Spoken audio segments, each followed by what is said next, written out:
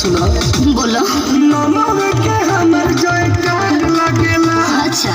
वाला पजम का दरबार लगेला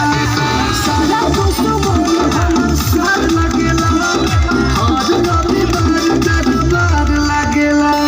माफिया है माफिया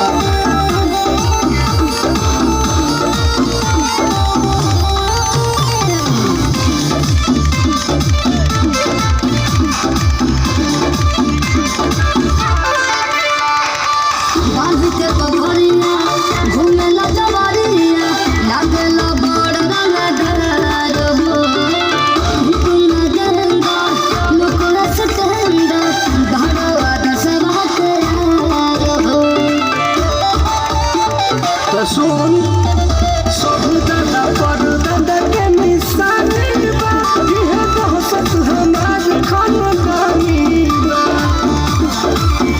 दौरे तहरा से गुंदन के हार करते हैं और सही बनल रहो